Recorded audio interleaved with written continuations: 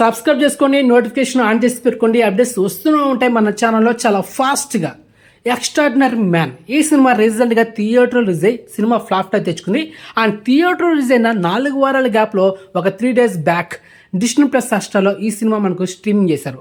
మరి ఈ సినిమా ఎందుకు థియేటర్లో ఫ్లాప్ అయింది, సో దానికి రీజన్ ఏంటనేది మనం ఈ వీడియోలో డిస్కషన్ చేసుకుందాం. సో వీడియోని స్కిప్ చేయకుండా ఎండ్ వరకు వాచండి.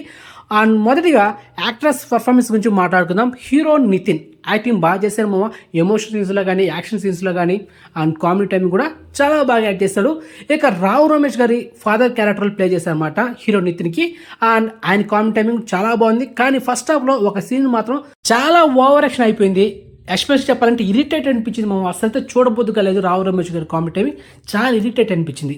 కానీ లాస్ట్ క్లైమాక్స్ ఒక 20 minutes ఉన్నప్పుడు మళ్ళీ కామెడీ టైమింగ్ చాలా బాగుంది. ఆ మేటర్ అయితే పర్ఫెక్ట్గా సెట్ చేశారు డైరెక్టర్ వకంత్ వంశీ. కానీ ఆ ఫస్ట్ హాఫ్లో వచ్చి second time Nitin and Rao Ramesh గారి వాళ్ళిద్దరి మధ్య సీన్స్ మాత్రం చాలా ఇరిటేట్ అనిపించింది. సెకండ్ టైం మాత్రం అయితే చూడబుద్దుగా లేదు.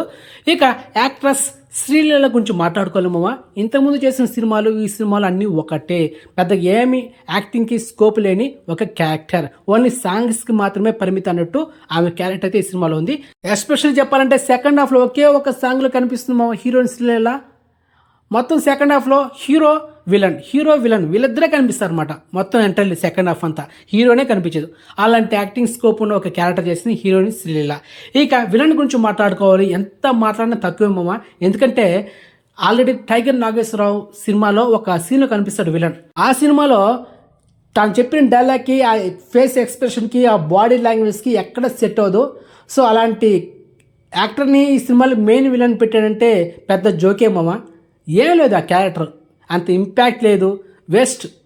విలన్ ఇంకెవరైనా సెట్ చేస్తుంటే ఇంకో కొంచెం ఒక లెవెల్లో ఉండేది. కానీ అతని విలన్ పెట్టి సినిమాని ముంచేశాడు డైరెక్టర్ వకంత్ వంశీ. ఇక రాజశేఖర్ గారి నుంచి మాట్లాడుకోవాలి.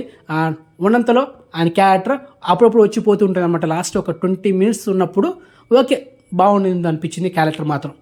ఇక డైరెక్టర్ గురించి మాట్లాడుకోవాలి. స్క్రీన్ ప్లే బాగుంది మామ, కానీ డైరెక్షన్ ఇక్కడ వీక్గా ఉంది. స్క్రీన్ ప్లే చాలా బాగుంది. ఇంటర్వెల్ బ్యాంక్ ఫైట్ కానీ, క్లైమాక్స్ వచ్చే ఫైట్ కానీ చాలా బాగుంది. ఫైట్స్ మాత్రం ఎర్ర తీసాడు నితిన్, దాంట్లో డౌటే లేదు.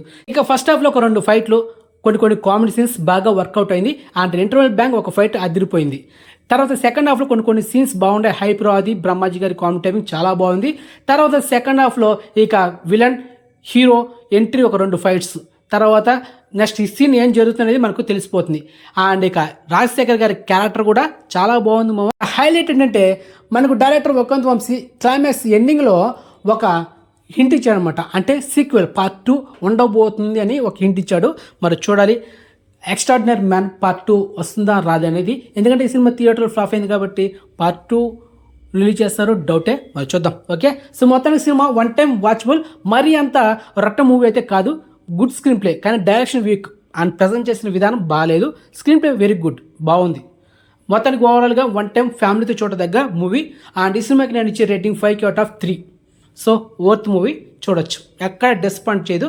కానీ కొన్ని సీన్స్ రిపీటెడ్గా ఓవర్గా అనిపించడం వల్ల మనకు ఆ విధంగా అనిపిస్తుంది అంతే మామ.